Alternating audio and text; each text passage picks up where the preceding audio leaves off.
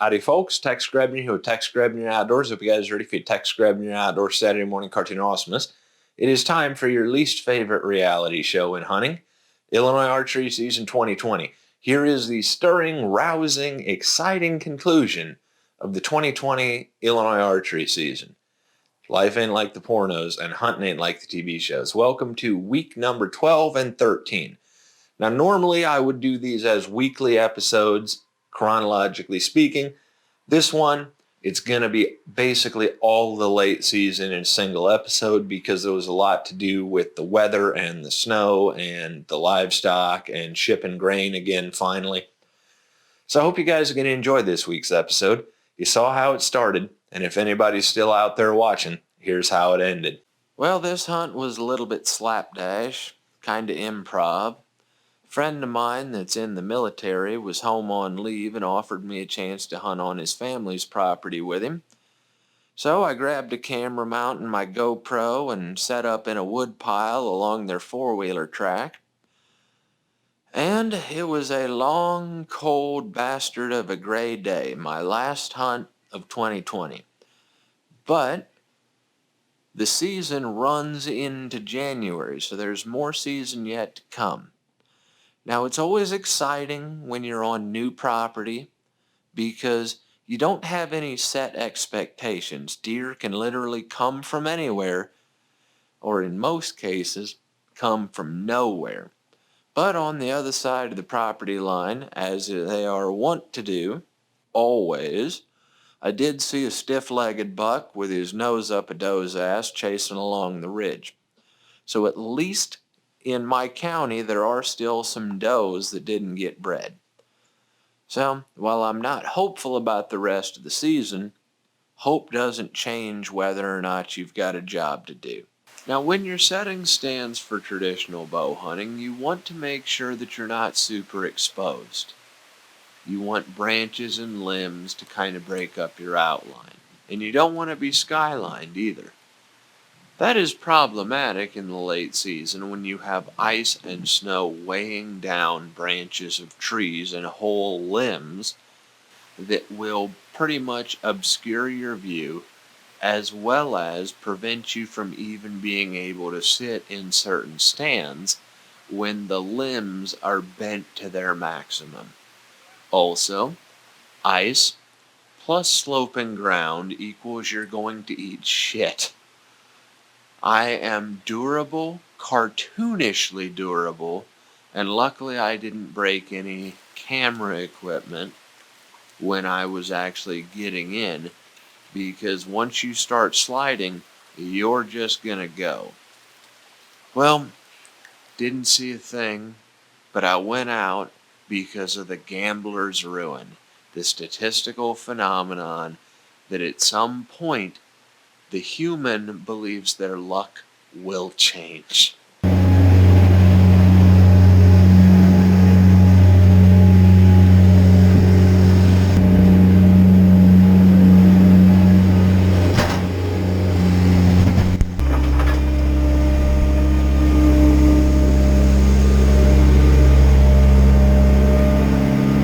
Everybody always talks about how they want to get a big mature buck before he sheds his antlers and gets killed by winter.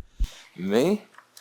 Yeah, I know I've mentioned this before. At this point, I'm looking for the youngest, dumbest, lostest button buck that got separated from all the other deer to walk within 10 yards of my stand. Good news is, I saw some deer today. They're not nocturnal right now. The bad news is I saw them because they were walking along the sides of the road eating the salt from the plow trucks off the blacktop. So not great. But you never really know what's going to happen. So every popping of iced up twigs sent me into a panic of excitement. Because it could happen. It's not impossible. It's only mathematically improbable. Now, the most interesting part of this hunt was actually getting down the hill on an iced up climbing rope, slipping and sliding and trying not to die, and sitting on an iced up tree stand platform, trying not to slide off because I didn't get it perfectly level. Now, as much as I want to be successful and break the whitetail curse and put myself in a position where a deer's going to run into me, I felt stupid for coming down to this stand because I have no idea how in the hell I'd ever get one packed out of here, because the bluff is iced up and covered in powder, and it doesn't matter how good a shape you're in. If you ain't got traction, you ain't getting anywhere.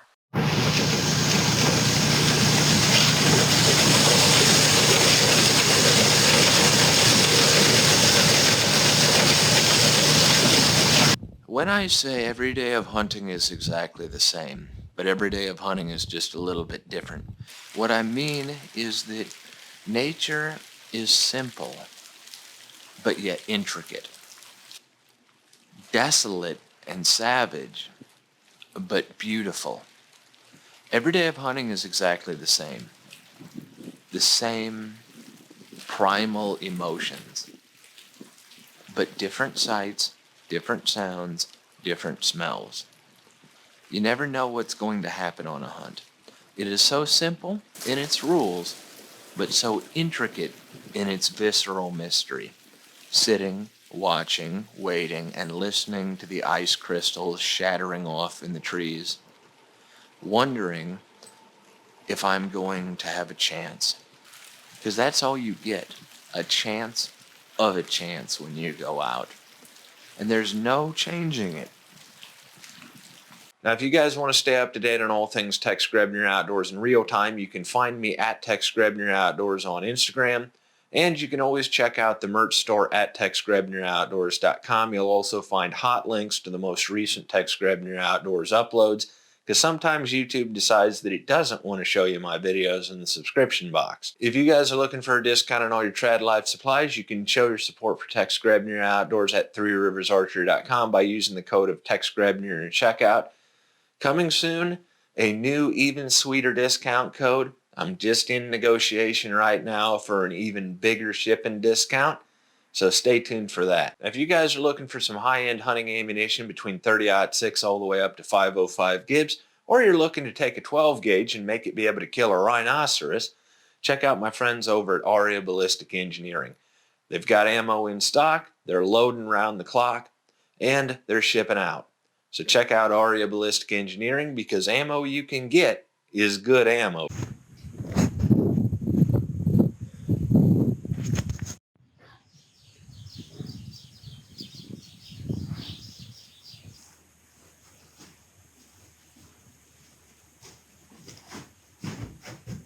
Well, we're getting down to the 11th hour,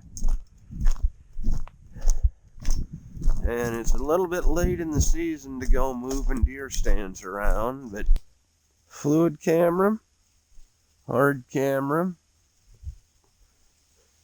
shooting lane, bow hanger, probably going to hang my pack off here.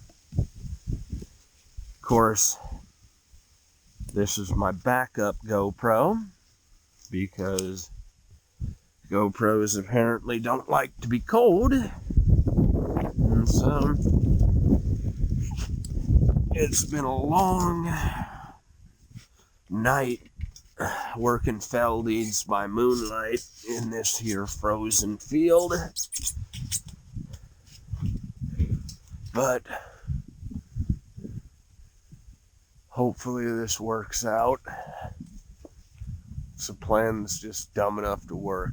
What I've learned over the years when I was doing endurance racing is that a lot of people, when they realize that they're not going to place, that they're not going to podium, they'll quit.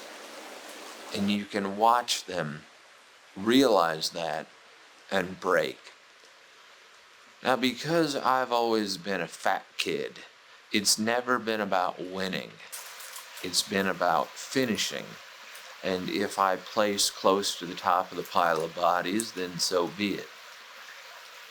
It's kind of like that when it comes to traditional bow hunting in the late seasons, because I have no delusions of success.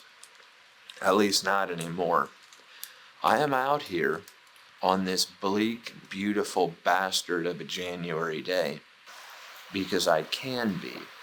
Because if I wasn't sitting here in the frozen wind, I would wonder what would be going down right here, right now. I would hate myself for not going out. The deer are so random, the odds are so long, but here I am, sitting in a tree, wondering how in the hell I'd ever get a deer out of this basin if I actually got one. I was just thankful that I could hunt this stand again because the ice had melted off the trees enough that my stand wasn't covered up by limbs. It was a cold, misty, rainy day. A godforsaken gray day. But nature has an ironic sort of poetry, because has you ever noticed that a cold rain, when it hits the leaves or when it hits the grass, it clicks and pops and crackles in your ears like a nice warm fire crackling in front of you when it's miserable conditions. Now, I'd decided that I was going to hunt this stand in the middle of the field, mostly because I put it up in the middle of the night, so I might as well hunt it. Got nothing to lose at this point. And I think that this is a really great spot that naturally I wish I had tried earlier in the year, because this tree is what would be called a licking tree. All around the base of the tree on the low-hanging branches, you can see where the branches have been chewed and licked. There's rubs on the saplings, and there's scrapes all over the ground under this tree. However, it was just so majestic.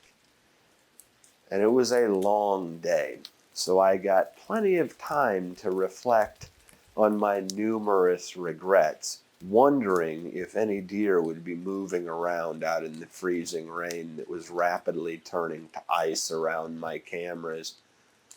What I will say is, the Swan Dry still works as advertised as hydrophobic wool, so I wasn't nearly as miserable as what I normally am used to being. Of course, you can't buy success with equipment. Well, I'm going to attempt to still hunt today because I don't have enough daylight to get into a stand. And if I did go to a stand with my pack on, I'd be too loud because they're probably laid up under my stands. So I'm going to take what's left of the daylight and see if I can't make something happen. We're at the point of the season now where it's over, but there's a few days left. I sure thought this year was going to be a different kind of season, and overall it's been a good season.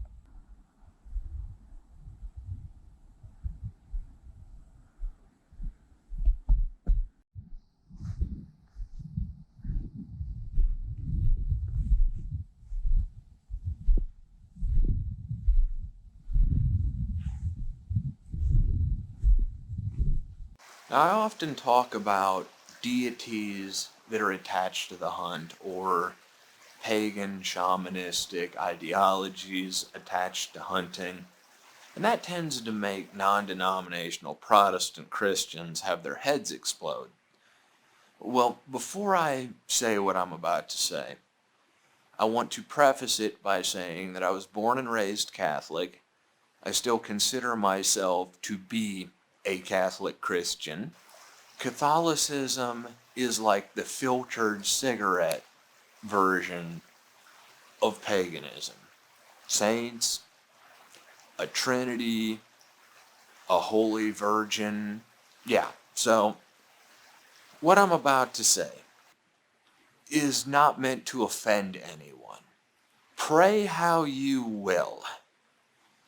because all gods are equally useless when you need them.